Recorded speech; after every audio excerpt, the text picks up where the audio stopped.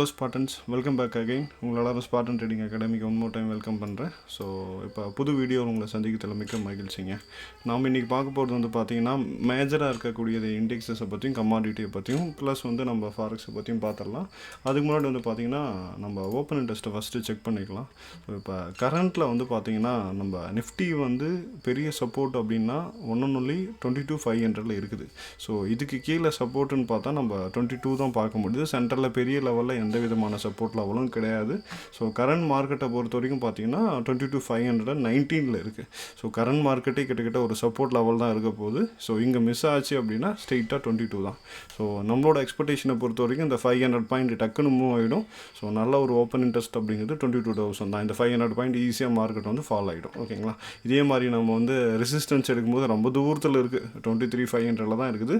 So அது வரையும் பெரிய ரெசிஸ்டன்ஸ் எல்லாம் ஒன்றும் கிடையாது. So support level 22, resistance level 23 and 500. So இதை வந்து மார்க் பண்ணிக்கோங்க.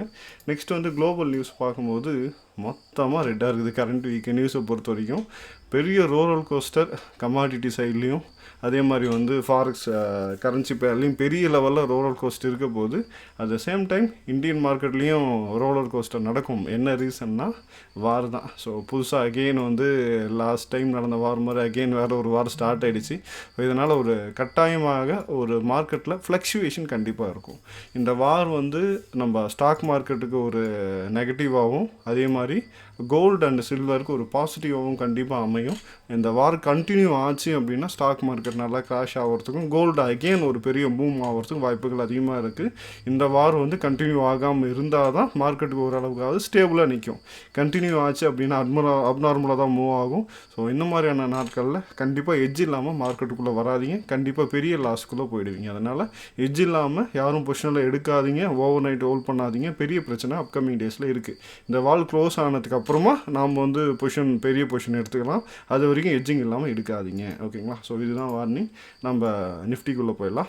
ஸோ நிஃப்டியை பொறுத்த வரைக்கும் மார்க்கெட் வந்து 22,500க்கு மேலே ஒரு 2 days தான் சஸ்டெயின் ஆச்சு. திரும்ப ஒரு கரெக்ஷனை கொடுத்துட்ருக்கு. ஸோ ப்ரீவியஸில் நம்ம சொன்ன மாதிரி இந்த 21 இருக்கக்கூடிய ஓபிலேருந்து லைட்டாக மார்க்கெட் வந்து மூவ் ஆயிருக்கு 22,600லேருந்து. நல்ல ஓபியை பொறுத்த வரைக்கும் பை அடிக்கணும்னு நினச்சா கூட நமக்கு 2800 வரை மார்க்கெட் வரணும். ஸோ இதுக்கு சென்டரில் எங்கேயுமே நமக்கு நல்ல ஒரு ஓபியே கிடையாது. கண்டிப்பாக மார்க்கெட் வந்து ஒரு நல்ல கரெக்ஷனுக்கு வரும் தான் எதிர்பார்த்துட்ருக்கேன். நம்ம பை பற்றி பிளான் பண்ணுறோம் அப்படின்னா கூட இந்த ஏரியா விட்டுங்க, அந்த 21,000 நியர்பை. ஓகேங்களா? ஸோ 1500 பாயிண்ட்டு இறங்குச்சுன்னா நம்ம பையை பற்றி யோசிக்கலாம். அது வரைக்கும் பையை பற்றி யாரும் யோசிக்காதீங்க. Highly danger. ஓகேங்களா? அதுக்கு அடுத்தது பேங்க் நிஃப்டியை பொறுத்த வரைக்கும் ஆர்மோடுக்கு ஒரு கரெக்ஷனுக்கு அடுத்தது எந்த விதமான நமக்கு என்ட்ரியும் கிடைக்கல. ஒரு சின்ன என்ட்ரி தான். பட் ப்ரீவியஸ் ஐ கட்டே இருந்தால் இந்த என்ட்ரி நம்ம எடுக்கலாம். ஆனால் ப்ரீவியஸ் ஐ கட் ஆகலை. இந்த என்ட்ரி வந்து நமக்கு வேறு ஒரு டைம் ஃப்ரேமில் கிடச்சிருக்கும், டேயில் கிடச்சிருக்காது. ஒரு 4 ஹவரில் 1 ஹவரில் கண்டிப்பாக இந்த என்ட்ரி ஆப்பர்ச்சுனிட்டி இருக்குது. ஆனால் டேயில் ஆப்பர்ச்சுனிட்டி இல்லை. ஸோ டே ஆப்பர்ச்சுனிட்டியை பொறுத்த வரைக்கும் ரொம்ப கீழே இருக்குது. ஸோ இங்கே மார்க்கெட் இறங்கணும் அப்படின்னா நல்ல ஒரு டவுன்ஃபால் தான். 43,860 கிட்டே இருக்குது. ஓகேங்களா? ஆல்மோஸ்ட் ஒரு கிட்ட ஒரு 48லேருந்து 43, ஆல்மோஸ்ட் 4,500 பாயிண்ட்ஸ் கிட்டே இருக்குது. ஒரு டவுன்ஃபால் எதிர்பார்க்கலாம் பேங்க் நிஃப்டியை பொறுத்த வரைக்கும். இப்போதைக்கு யாரும் அவசரப்பட்டு பையை பற்றி யோசிக்காதீங்க. கண்டிப்பாக ஒரு ஹிஸ்டாரிக்கலாக இருக்கக்கூடிய ஸ்கிரிப்டை யாராக இருந்தாலும் பை பண்ண மாட்டாங்க. ஸோ அதே தான் நான் உங்களுக்கு ரெக்கமெண்ட் பண்ணுறேன். Don't by. ஓகேங்களா? வெயிட் பண்ணி பார்ப்போம். நெக்ஸ்ட் வந்து பார்த்தீங்கன்னா ஃபினான்ஷியல் நிஃப்டி. ஸோ ஃபின் நிஃப்டியை பொறுத்த வரைக்கும் லாஸ்ட் டைம் நான் லிக்விடிட்டி ஃபார்மே இருக்குது, இதுக்கு மேலே போகிறதுக்கு வாய்ப்பு அதிகமாக இருக்குதுன்னு சொல்லியிருந்தேன். அதே மாதிரி அதை ஹையை ஒடிச்சிருச்சு. இங்கே இருக்கக்கூடிய லிக்விடிட்டி மொத்தத்தையும் மார்க்கெட் என்ன பண்ணிடுச்சு, இப்போ எடுத்துருச்சு. ஸோ இதுக்கு மேலே லிக்விடிட்டி கிடையாது. ஸோ இங்கேருந்து ஒரு நல்ல ஒரு கரெக்ஷன் நம்ம எதிர்பார்க்கலாம். அட்லீஸ்ட் நமக்கு மார்க்கெட்டு இந்த ஏரியாவுக்கு வந்துச்சுன்னா பையை பற்றி யோசிக்கலாம். 2800 இது மாட்ரேட்டான பை. இது கீழே இன்னொரு மாட்ரேட்டான பை இருக்குது 19,600 to 700 வரைக்கும். நல்ல ஆப்பர்ச்சுனிட்டினா 19,000. ஸோ இதுவும் ஒரு பெரிய கரெக்ஷன் தான். Nifty, bank Nifty, financial Nifty எல்லாமே ஒரு பெரிய கரெக்ஷனுக்காக ரெடி ஆகிட்டு இருக்கு. ஓகேங்களா? அது இல்லாமல் எலெக்ஷன் போயிட்டுருக்கு. கொஞ்சம் உஷாராகவே ட்ரேட் பண்ணுங்கள். நெக்ஸ்ட்டு EURUSD வரும். ஸோ EURUSD வந்து பார்த்திங்கன்னா மேஜராகவே செல்லில் இருக்குன்னு லாஸ்ட் டைம் சொல்லியிருந்தேன். ஸோ அதுலேருந்து நல்ல ஒரு என்ட்ரி எடுத்துகிட்டு அங்கேருந்து ரீஃபைன் பண்ணி திரும்பி என்ட்ரி எடுத்துகிட்டு BOS கொடுத்துச்சு. அதுக்கடுத்து வந்து பார்த்தீங்கன்னா ஃபுல்லாக ஷார்ட் தான் ஆகிட்டு இருக்கு. இப்போ வர பையோட ஆப்பர்ச்சுனிட்டி எங்கேயும் வரல. நமக்கு ப்ரீவியஸ் ஐக்கு மேலே ஓபி ஷார்ப்பாக இருக்குது. இந்த ஓபி வந்து செல் சைடில் பக்காவாக வேலை செய்யும். அட் த சேம் டைம் பையில் 4 ஹவர்ஸில் வந்து ஒரு ஓபியை வந்து இப்போ கரண்ட் மார்க்கெட் என்ன பண்ணியிருக்குன்னா டேப் பண்ணியிருக்கு. ஸோ பையோட ஓபி. ஆனால் இப்போ கரண்ட் ட்ரெண்ட் எப்படிங்க இருக்குது? ப்ரோ ட்ரெண்டு செல்லில் இருக்குது. அப்போ ப்ரோ ட்ரெண்டில் இருந்து நம்ம கவுண்டர் ட்ரெண்டுக்கு பை அடிக்கணும்னா நமக்கு என்ன வகையான ஆப்பர்ச்சுனிட்டி இருந்தால் நாம் இப்போ பையை பற்றி யோசிக்கிறோம். ஃபுல்லாக வந்து ப்ரோ ட்ரெண்டு செல்லில் இருக்குது.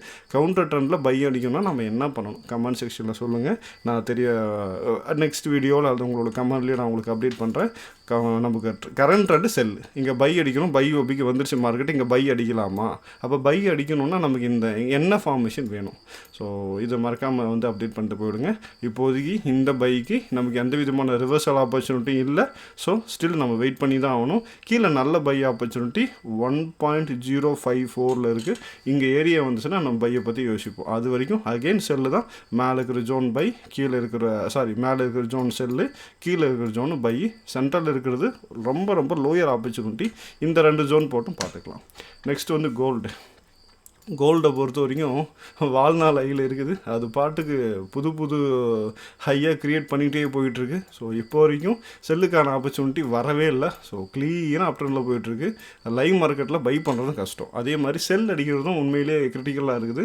ஏன்னா ஒரு ஸ்விங்கோட ஐ எவ்வளோ கொடுக்குது பாருங்கள். லாஸ்ட் BOSோட லோவுலேருந்து ஐ வர நம்ம எடுத்தோம் அப்படின்னா கிட்ட 12-13% எந்த கரெக்ஷனும் இல்லை. அதே மாதிரி நீங்கள் ஒரு டேவில் போயிட்டீங்க அப்படின்னா டேவோட கரெக்ஷன், ஸோ ப்ரீவியஸாக இருந்த கரெக்ஷன்லேருந்து எடுப்போம். இந்த ஏரியாவிலேருந்து நம்ம பார்க்கும்போது இன்னும் பெரிய போங்க. ஸோ கிட்டத்தட்ட இந்த ஏரியாவிலேருந்து பார்க்கும்போது கிட்டத்தட்ட இதுவும் வந்து ஒரு 22% ஒரு எந்த விதமான கரெக்ஷனும் இல்லாமல் ஷூட்டப் ஆகிட்டுருக்கு. ஸோ அதனால் இருக்கிறதுலே வந்து கிரிட்டிக்கலான ட்ரேடு கோல்டும் சில்வரும். ஆனால் பை சைடு இருக்கலாமா அப்படின்னு கேட்டிங்கன்னா இப்போதைக்கு இந்த வார் பிரச்சனை ஸ்டார்ட் ஆகிறதுனால மண்டே மார்னிங்கே கேப் அப்பில் ஓப்பன் ஆகிறதுக்கு வாய்ப்பு அதிகமாக இருக்குது.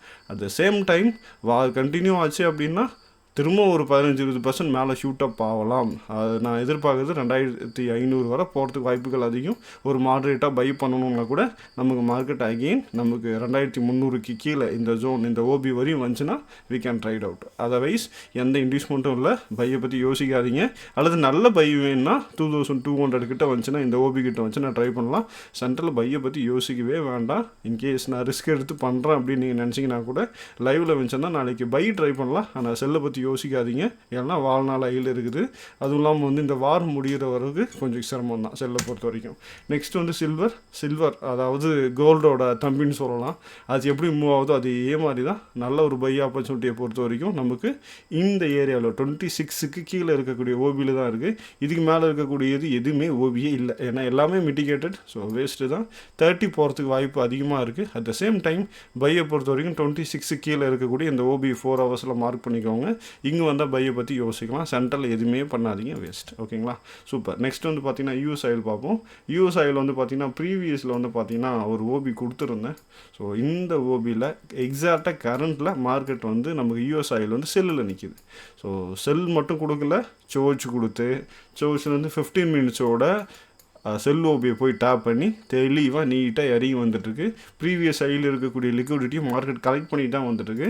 அதனால் ஒரு நல்ல ஒரு ஃபால் வந்து இருக்குது. ஸோ இந்த வார் இஷ்யூ கண்டினியூ ஆச்சுன்னா தான் புல்லிஷ் ஆகுமா தவிர வார் க்ளோஸ் ஆகுது, வாரில் எந்த விதமான சேஞ்சஸும் இல்லை, க்ளோஸ் ஆகிடுச்சு, அந்த பிரச்சனை வரல அப்படின்னா கண்டினியூஸாக நமக்கு ஃபால் ஆகிறதுக்கான வாய்ப்புகள் தான் ரொம்பவே அதிகம். யாரும் வந்து பை பண்ணியெல்லாம் ஹோல்ட் பண்ணாதீங்க, வேஸ்ட்டு. ஓகேங்களா, next BTC. So BTC gold இது ரெண்டுமே வந்து பார்த்திங்கன்னா ரொம்ப பெரிய மூவில் இருக்குதுங்க. ஸோ பிடிசியை பொறுத்த வரைக்கும் சேம் தான். அதுவும் இல்லாமல் கரண்ட்டில் இருக்கக்கூடிய எல்லா நியூஸுமே கோல்டு, சில்வரு, அதே மாதிரி கிரிப்டோ மார்க்கெட், இது மூணுமே வந்து பார்த்திங்கன்னா அஃபோர்ட் பண்ணும். ஸோ அதனால் உஷாராக இருங்க. ஸோ நம்ம கமாடிட்டி பண்ணுறோம் அல்லது ஃபாரெக்ஸ் பண்ணிகிட்ருக்கோம் அல்லது கிரிப்டோ கரன்சி பண்ணுறோம் அப்படின்னா இது மூணுத்துக்குமே கரண்ட் வீக் வந்து பெரிய பூம் தான். ஸோ எல்லாமே மேஜர் கரன்சி தான்.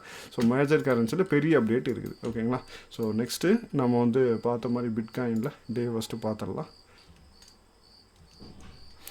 இப்போ கரண்ட்டில் பிட்காயின் பார்த்துருவோம். பிட்காயினை பொறுத்த வரைக்கும் டேயில் வந்து 70,000 தாண்டி ட்ரேட் ஆகிட்டுருக்கு. நல்ல ஒரு பை ஆப்பர்ச்சுனிட்டி நமக்கு 50 கீழே தான். கிட்ட வந்து பார்த்திங்கன்னா 64லேருந்து 50 14,000 பாயிண்ட் வந்து மார்க்கெட் வந்து டவுன் ஆகணும். It's not a simple thing. நமக்கு 4 ஹவரில் கூட சென்டரில் வந்து எந்த ஆப்பர்ச்சுனிட்டியுமே இல்லை. ஒரு பெரிய ஆப்பர்ச்சுனிட்டி அப்படின்னா 50 கீழே வந்து தான். 50 வரையும் நம்ம பையை பற்றியெல்லாம் யோசிக்க வேணாம். இதுவும் வாழ்நாள் ஐயில் இருக்குது. பை பிளான் வேணாம், செல்லு பிளான் பண்ணுறீங்களா பண்ணலாம். செல்லை பொறுத்த வரைக்கும் மார்க்கெட்டு தெளிவான ஸ்ட்ரக்சரில் வந்துட்டுருக்கு. திரும்ப நமக்கு 70க்கு மேலே இருக்கக்கூடிய ஓபி ஷார்ட் பண்ணுங்கள். ஸோ அதுக்கு கீழே இருக்கக்கூடிய எந்த ஓபி நீங்கள் ட்ரை பண்ண வேணாம். இன்னும் பக்காவான ஒரு செல் ஆப்பர்ச்சுனிட்டி வேணும் அப்படின்னா மார்க்கெட்டில் வந்து இந்த ப்ரீவியஸ் லெவல் இருக்குது பார்த்தீங்கன்னா 60ல் ஒரு விக்கு விட்டுருக்கு இல்லைங்களா. ஸோ இங்கே க்ளோஸ் வச்சுக்குது 60,000 கீழே க்ளோஸ் வைக்கிது அப்படின்னா அதுக்கு அடுத்து மேலே இருக்கக்கூடிய ஓபியை மார்க் பண்ணி ட்ரேட் பண்ணுங்கள். அது வரையும் ட்ரேட் அடிக்க வேண்டாம். ஸோ வியூ கிளியராக இருக்கும்னு நினைக்கிறேன். பேங்க் நிஃப்டி ஃபினான்ஷியல் நிஃப்டியை பொறுத்த வரைக்கும் பி ஆன் செல் சைட். மேலே போனாலும் செல் ட்ரை பண்ணுங்கள், பை தேவையே கிடையாது. நெக்ஸ்ட்டு வந்து பார்த்திங்கன்னா commodity. So euro USD first. So euro யூஎஸ்டியை பொறுத்த வரைக்கும் ஸ்டில் நாம் வந்து செல்லு தான் ஃபோக்கஸ் பண்ண போகிறோம். இங்கே ஏன் பை அடிக்கணும், என்ன வந்தால் பை பண்ணலாம் அதையும் சொல்லிவிடுங்க. But focus on sell, buy கிடையாது. ஓகேங்களா. ஸோ நெக்ஸ்ட்டு கோல்டு சில்வர் இந்த வாரனால பாசிட்டிவாக போகணுமே தவிர மீதி எந்த ரீசனும் கிடையாது பாசிட்டிவாக ஆகிறதுக்கு. ஓகேங்களா. ஸோ ஃபுல்லாக பை சைடில் இருக்குது. ஸோ செல் அடிக்கணுன்னாலும் நீங்கள் யோசிச்சு கால்குலேஷன் ரிஸ்க் தான் எடுக்கணும். பை பண்ணணுன்னா கூட மார்க்கெட் வந்து நமக்கு 2300 அல்லது அதுக்கு கீழே பார்க்கும்போது 2200 வந்துச்சுன்னா நம்ம பையை பற்றி யோசிக்கலாம். Next silver. ஸோ ஒரு ஓவர்வியூ டக்குன்னு சொல்லிடுறேன். சில்வரை பொறுத்த வரைக்கும் நமக்கு 26 கீழே வந்துச்சுன்னா பை, வேறு எதுவும் கிடையாது. அதே மாதிரி யூஎஸ் ஆயில் செல்லு தான், பை கிடையவே கிடையாது. Next bitcoin. ஸோ வாழ்நாள் ஐ, இங்கேயும் செல் எதிர்பார்க்கலாம்.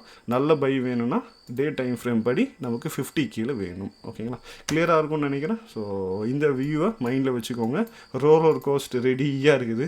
ஸோ அது இந்தியன் மார்க்கெட்டாக இருக்கட்டும், ஃபாரெக்ஸாக இருக்கட்டும், அதே மாதிரி கிரிப்டோ கரன்சியாக இருக்கட்டும், ரெடியாக இருங்க. கரண்ட் வீக்கு கொஞ்சம் அதிகமாகவே வாலட்டிலிட்டி இருக்கும். உஷாராக ட்ரேட் பண்ணுங்கள். எட்ஜ் இல்லாமல் ட்ரேடை ஓவர் நைட் பொசிஷன் எடுக்கிறது அவாய்ட் பண்ணுங்கள். ஓகேங்களா. Thank you so much. அகைன் உங்களை நல்ல ஒரு வீடியோவில் சந்திக்கிறேன் கைஸ். தேங்க்யூ.